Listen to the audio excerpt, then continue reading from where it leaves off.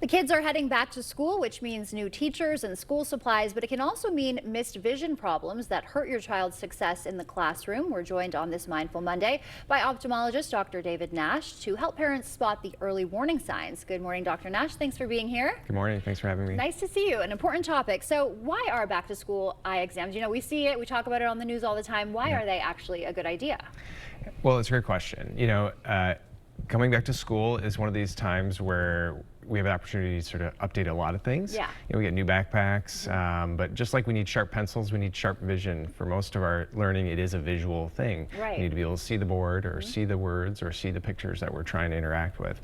So we want to make sure we have the best vision possible when we're getting into that classroom. Yeah, definitely important. So is there an age that we should start doing these eye exams? Another great question. So eye exams tend to start after birth. Our Right. first type of vision screening happens right in those first few days with your newborn provider, where we're looking at the red reflex of the eye, and that gives us the early information about what visual processing might be there and any potential problems.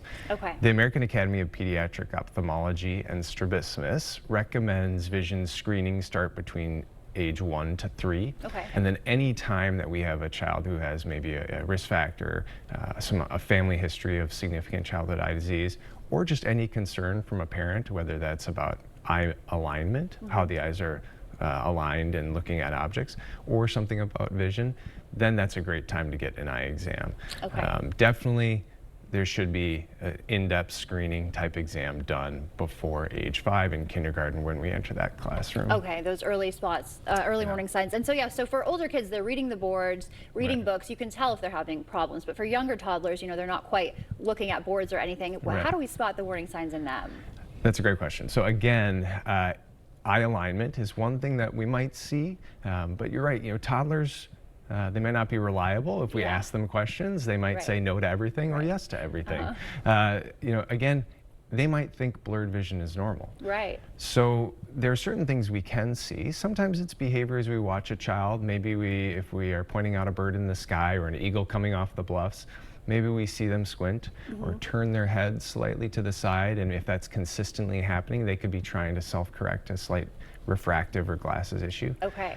Other things like excessive blinking or eye rubbing when looking at objects up close can be a sign potentially of a vision issue. Okay. And then things, that might indicate maybe they're having some strain. So maybe that's a grimace or something when looking at things up close. Could be that their vision is somewhat uncomfortable for them. Right. Okay. And then anything else in those older kids who are reading? Anything additional we should be looking for? They could probably vocalize it. But Right. just in They're case. more articulate, Yeah. but sometimes they also don't want to divulge too much information. So it comes down to some of the same things.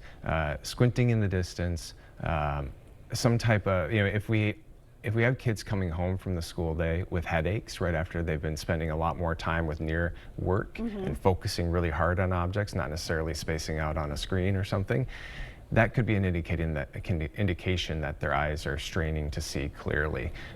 But even just asking them, do you ever see double vision? Do you see the words jumping around, or are things blurry for you, is a great place to start for those older age kids. Okay, great. And then screens are now kind of embedded in learning. So do we need to be sending them to school with the UV glasses on, or how can we protect our kids while they are on these screens all day? Another awesome question I love to get all the time in the eye clinic. If we go back a few years, right when things really became electronic at the beginning of the pandemic, we heard a lot about blue light and about the potential damage that could cause to the eyes. Great news, a lot of that is overblown. Okay. We always want to protect our eyes from ultraviolet light and sunlight and those things, but the biggest thing that we see from screen use and excessive near work in general is we stop blinking. So what happens is then our eyes start to get dry and we can become uncomfortable and we can develop some eye strain from just prolonged near work. So if our kids, whether it's a screen or not, if we're having sustained near work, the things that I recommend my patients are, one, we want to make sure that there's a thing called the 20-20-20 rule. So every 20 minutes, take about 20 seconds to look about 20 feet in the distance. That gives your eyes a little time to just relax and refresh some of that tear surface that we get.